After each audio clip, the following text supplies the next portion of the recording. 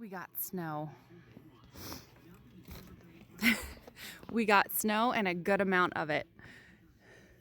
And really, it's kind of about time because it has been such a dry December. So I just got done feeding the horses. And then I had to go back in and take my jacket off because holy cow, walking through, this is probably close to 10 inches of snow. I thought it was about 8 inches, but it didn't come up to the 8-inch mark on my arm. So it's closer to 10. So I'm gonna go check on the chickadoos. I have been kind of quiet on the vlogging lately because we just came back from the National Finals Rodeo in Las Vegas. Check on the chickens. Hi, kids. I love my chickens. Oh, their water's thawed. They have food. Good morning. Here's little Gray. She's such a cool little chicken. There's Ashley, one rooster. There's Big Boy, the other rooster, Blondie behind him. And there's Spaz, the white chicken. And then we have 2 Rhode Island Reds here, and then right there. They don't have names. We just call them the Reds.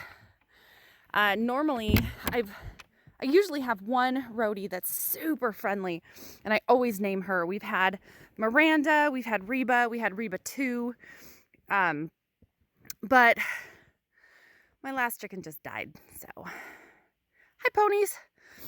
Chickens are so freaking great on the farm. I can't even tell you. In the summer, spring, summer, fall, they free range. So they're out normally in the garden eating all the bugs and the grubs and grasshoppers.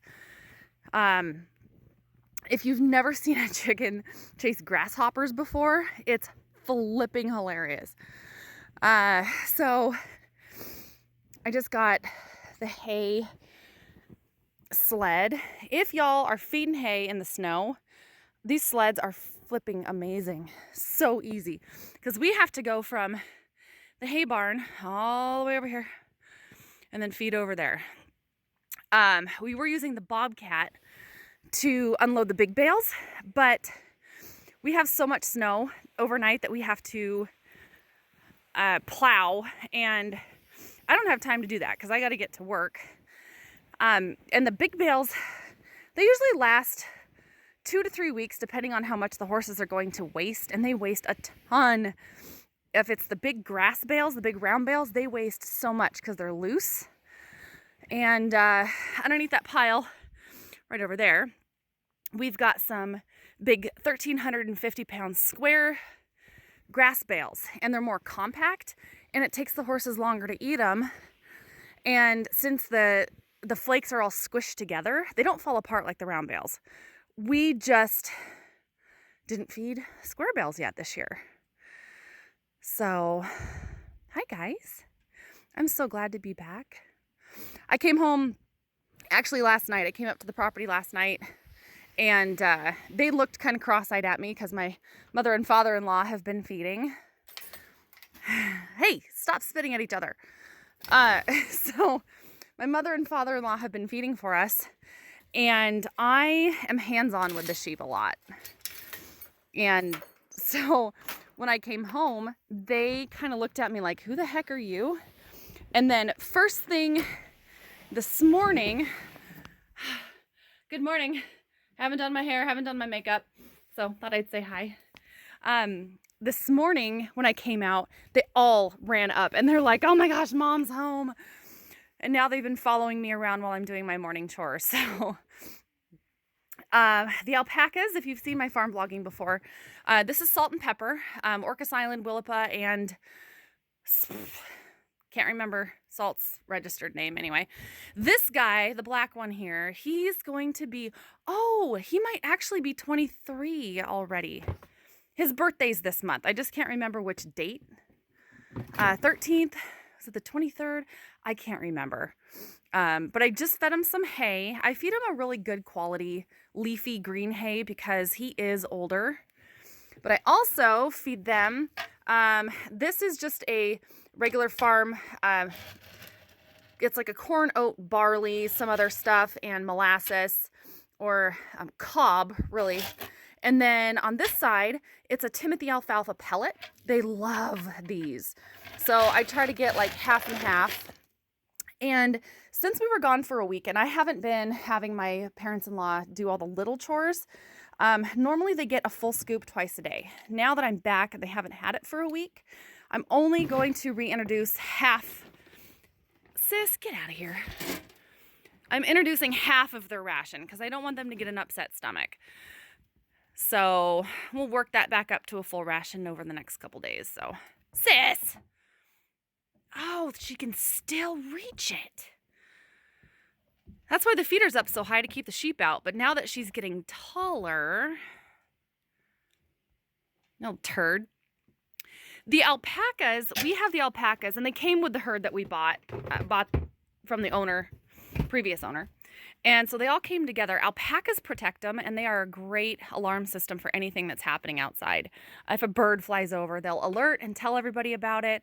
So if one of the sheep is stealing their food because they are there to protect the sheep, and they do a great job, they typically let the sheep bowl them over. Just little kisses from Salt. They don't do a whole lot to kick the sheep out because they protect them naturally. They're not trained. They just do it naturally.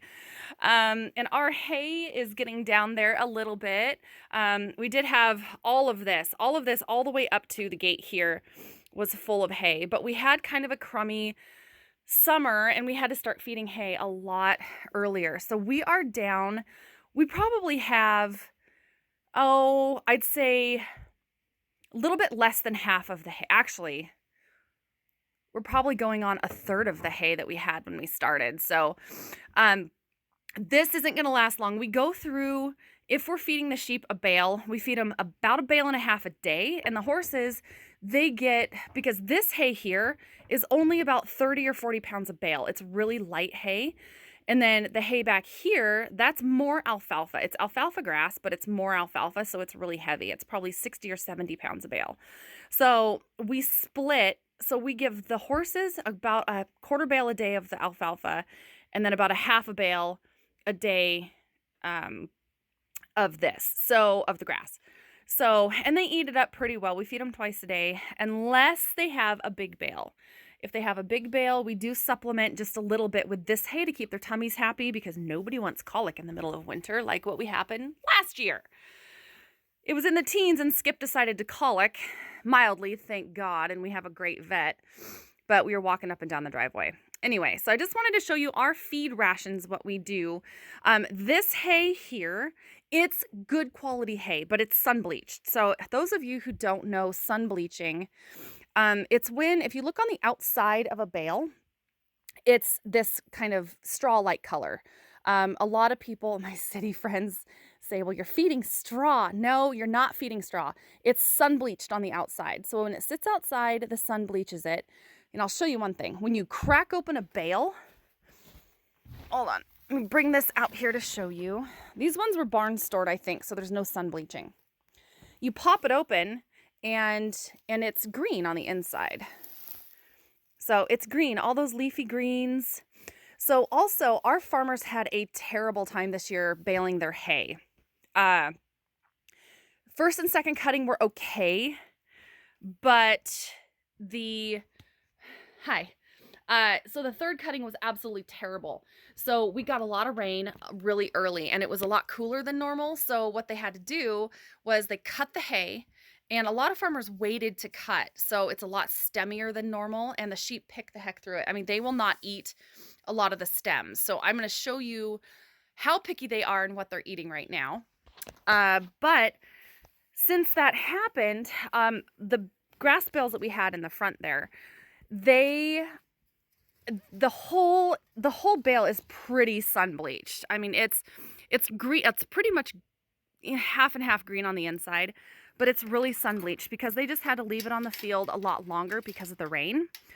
And they had to flip it. So they had to turn the hay, they had to rake the hay, they had to fluff up the hay in between every time it rained. So the quality it's a little bit lower quality. That's why we're supplementing with the alfalfa. A lot of farmers lost third cutting just because they could not get it dry enough. So, and if you bale it when it's too wet, it'll mold. And mold is terrible. Colic, it's dusty, it can abort fetuses. It's just, don't ever feed moldy hay. Cows, I mean, cows are okay, but if they get an overload, you just don't want any abortions. They abort and miscarry, and it's terrible stuff. So, my little minions down here, that is their big round grass bale that they've been climbing all over. Little turkeys. Hi. Hi, Dwayne. Where you going? Hi, buddy. You want scratches? Does he want? No, he don't want scratches. He's still angry with me for leaving, I think. So I just cleaned out, well, sort of cleaned out the feeder in here. So they will not eat this stick stuff. The horses devour it. The horses love it, but they just won't eat it. I think, oh, hi, Ruckus. Somebody loves me. Hi, boo-boo. That's my kid. Not getting rid of him anytime soon or ever. So I've been feeding them the alfalfa, more alfalfa mix, and there's quite a bit of grass in here too, but they love that hay a lot more. So what I'm doing is I'm feeding them half and half, supplement the grass bale, the big grass bale that we have right there. I'm supplementing it with the alfalfa. So I'll feed them here one day, clean out what was over here and they're not eating, put the new hay on this side, then the next day clean out what they didn't eat on this side. It's complicated. And then we have mineral blocks. They need mineral. Our soil does not contain a lot of selenium, and they really, really need that selenium. And those are, there's some iodine and a whole bunch of other minerals in there. No copper though, because sheep are a little bit copper sensitive. I don't think, and don't quote me, but there's mixed opinions on this about Icelandics needing copper in their diet in small amounts. I've heard veterinarians say one thing, veterinarians say another thing, so I just opt to not give them a lot of copper. Copper does help in parasite loads, but we deworm them on a schedule. So we deworm them. I don't want any chances of copper overload. So this is what I do with the other hay. So come in here and I just throw, and it's good. It's such good hay. It's green. There's a lot of leaves. Yeah, there's a lot of sticks. It was in the field longer, but normally when the horses are in the adjoining pasture over here, I just throw it over the fence. They eat every scrap. But since we've had to rearrange look how good that, they are so picky. So I just throw all the hay in here for bedding, and they'll come through and, pick it out. But I use it for bedding mostly to keep everybody dry if they come in here and sleep. They don't sleep in here very often. They will sleep outside in a windstorm, in a snowstorm, in a rainstorm. Hi, sis. In a rainstorm. We have opted to keep Sis. Since we had the lambs butchered and we took them to a butcher shop, the butcher shop owner said our meat was super high quality, and he said don't change anything. And we thought we weren't going to be able to sell all of our sheep. Let's see if I can get me in the view in the back. I can't see. You're on my camera, so I can't even tell if I'm looking at you. So he said that our meat was really good quality. Don't change anything. Keep the same feeding rations that we did, and hang them. A lot of people say you don't have to hang lamb. If you have to hang it more than a few days, you're doing something wrong. Well, we hung them in between about 25 and 35 degree weather. So we did hang them for 2 weeks. They never fully froze because our shop was a little bit warmer. But the meat was so tender. It was so delicious, and the meat shop owner was very impressed. So we didn't think we were going to sell them all because this is our first year. We ended up selling out at the last minute. People are like, we're buying all your lambs. So we were going to sell Sis as a breeding ewe next year, but we're not going to do that anymore. We're going to keep her as a breeding ewe for next year. So we're going to keep adding to our flock, because if people are that interested in good quality lamb, and apparently there's not really a whole lot of market around here for it, but if you find a select few people, they know good quality lamb, and that's what we want to do. And I love it so much. I do love my job, my full-time job, but man, if I could do this full-time. Hi, Dwayne. Come here. You have grass in your eyeball. Come here. Hi, honey bunches. Get that out of there. There. Hi. Good morning. Dwayne loves scratches. And it's so amazing to have good rams because they are so friendly and they make good babies. He is filthy. You filthy little bugger. And he's full of oil and he stinks. If you've ever smelled a ram, goats are terrible too. Oh, they freaking stink. But yeah, the sheepers, they stink too. They're really smelly little creatures. Hi, buddy. Unfortunately, we may have to cut his horns because this horn is right up against his face and sometimes it makes his eye weep and it's swelled up a little bit before. So we may unfortunately have to cut his horn back. So yeah, as beautiful as he is, it's not going to affect his breeding at all. I mean, his DNA is that of what he is. So to make him more comfortable, we'll probably have to cut his horn off. Sorry, Dad. I know you wanted Dad, my father-in-law dad. I know he wanted his head when he died, but yeah, I'd rather have him be comfortable than have him as a wall mount. So anyway, another reason why we really like Icelandics, we're finding out that their digestion is a lot easier to deal with than other sheep. So from what I've gathered, Icelandics, obviously by the name they come from Iceland, and the Icelandic breed hasn't been overbred or diluted as much as the other breeds. They are more true to the wild breed, the wild flocks that run in Iceland. So that being said, oh, there's a bee. Oh no. Casualty. It's probably a dead bee that the other bees kicked out. So I'm going to show you our hive too. So in the States, New Zealand, Australia, wherever else, oh, our bees are crowding. So what they do is they kick out all their dead. This time of year, we have a higher dead load. So they're blocking the entrance with all of the dead. So I have to come in here every couple of days and just make sure their entry is clean. And it looks like a ton of dead bees in there, which it is because I've been gone for a week and I haven't cleaned it. But we lose a couple hundred bees a day. They just get old, they wear out. So it's super, super important to have a good, strong colony coming into winter because you want to have your hive packed, for one, for warmth, and for two, hopefully some of them, most of them, all of them would be great, will survive the winter and then the queen can start rebreeding in the spring. But they need those worker bees to keep the hive warm. Anyway, back to sheepies. So the Icelandics, when they eat the roughage and the food and the scrub brush in Iceland, maybe it's not as high quality as if you were feeding them at the farm. So Icelandics in America, since they are more true to the original breed straight from Iceland, they don't have to be coddled. You don't have to feed them the highest quality. You don't have to mix their rations to where weigh everything and yada yada. You can talk to your veterinarian. Don't take my word for it. But they can thrive on lower quality hay. So we give them the best quality hay we can find, of course, but we also supplement with some of the filler hay, which they eat. They just won't eat the friggin' sticks. And they're not sticks, it's just stemmy. So anyway, that's another reason why we love Icelandics. They're a smaller breed. They're good for, hi Squeezy. They're good for the meat, and they're good for their fur, so their wool. Since they are smaller, they do make a smaller lamb chop, which I should show you guys now that I'm rambling on.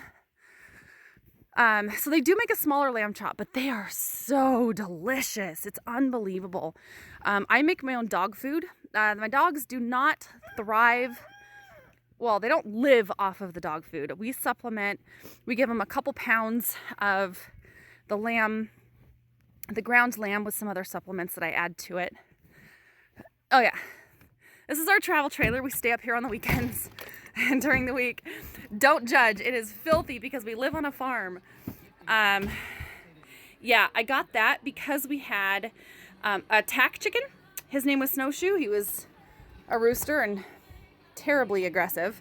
Loved him to death. Okay. Bring you over here. Put you on my painting table because this is where I do my painting. And we just collected eggs. So this is Heidi. Yes, we named her because she was a ewe that we had for breeding. Terrible sheep. She was horrible. Mean, aggressive, flighty. So flighty Heidi, we had to butcher her. We really didn't have a choice because she was going to hurt one of us, some of the other sheep. She was just not a good breeding ewe. And her children, she had a little lamb, a ewe lamb and a ram lamb. They were both just as crazy. So took them out of the breeding program. So here's Heidi's lamb chops. They're good size. Here is a spring lamb. So you see the difference in the size between a spring lamb and Heidi. Although Heidi's lamb chops are a lot bigger, she might not be as tender, but I'll tell you one thing, her meat was delicious. It was so much more flavor than the ram or the spring lamb. The spring lambs are so tender. We had to be careful packaging because we could actually put our finger through the meat. So tender, so delicious. But ewes, we're finding that the meat is a lot darker and it has a lot more flavor. So we don't want to be culling our ewes, absolutely not. But it's just an interesting experiment between the spring lamb and the ewe that we butchered. So they're both delicious, both amazing. So we're going to expand our flock. If you're feeling generous, we probably only need about $5,000 or $6,000 for supplies and fencing. We'll get there. It's just going to take a few years to get to where we want to be. But she was super spoiled anyway. We really did give her every opportunity to be friendly. We couldn't do it. So, hi again. So we gave her every chance to be friendly and gave her grain. Tried to friendly her up, not pet her to make her a pet, but just to calm her down a little bit. We tried for probably 8 months.